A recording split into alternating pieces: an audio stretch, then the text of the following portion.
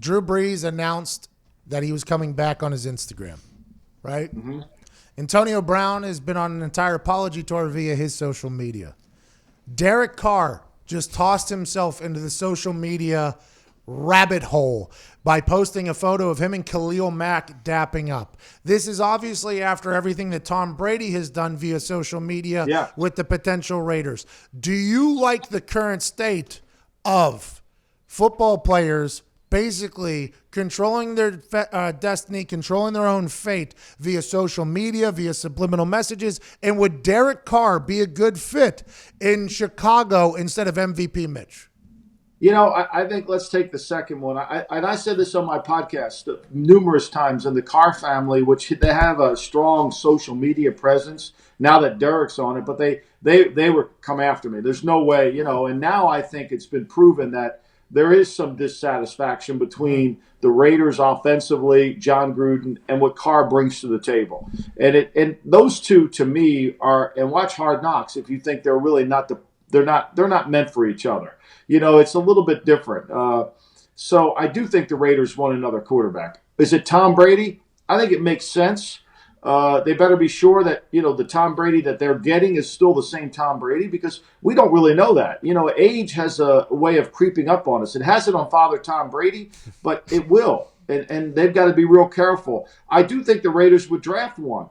And I think the same thing with Phillip Rivers and the Colts. I think your Colts there in Indianapolis would be interested in Rivers, but I also think that they're going to draft one. Now, social media, I don't think we can change that. I think when the players are free like they are today, in terms of not inside the building, they have every right to do whatever they want to do. And I think what you have to do during the season is try to always put the team first.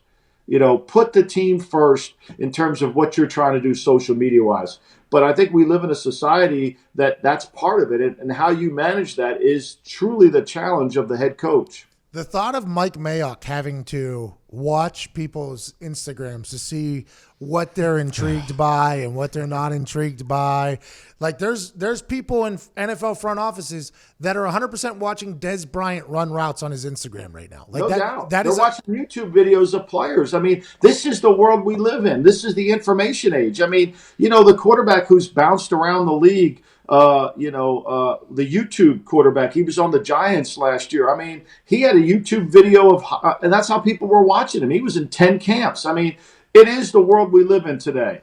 You know, I got Alex on the brain, but I mean, that's the world we live in today, and you've got to adapt to it, right? If you're not going to be look, when most of these, what the kids don't understand, and when I talk to colleges around the country, what they don't understand is when they enroll in a college, their Twitter feed, their Instagram feed is automatically getting fed into the pro system.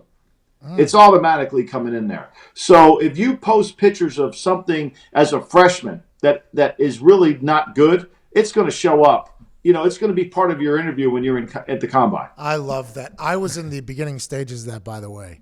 And listening to the coaches and the front office people act as if they didn't follow me on Twitter, right? And then reference things that I was directly tweeting about was always, I was like, oh, do you follow? No. My kids told me. I'm like, oh, okay. Then you start seeing like a Chuck Pagano burner start showing up. It's like, all right, a Grigson burner starts. I'm like, that looks like, oh, wait a minute. Can I get an IP address on this? It's an interesting world right now. It is. I mean, and if you don't embrace technology and you're in the information business, you're going to be left behind. And I think you have to. And that's what we have to do is embrace it. We can't fight it. Now, I think we got to do a better job of controlling the message. We got to be able to say to the players, hey, there's nothing wrong with you promoting yourself, but there is something wrong if you're doing things that are not in the best interest of our football team. I think that's the line you've got to make clear. Stephon Diggs deleted all of his Viking stuff. I mean, we're in a never-ending cycle of drama, information, spin zone, and the NFLPA refuses to act a part of that in the new CBA. I think that's going to be their downfall.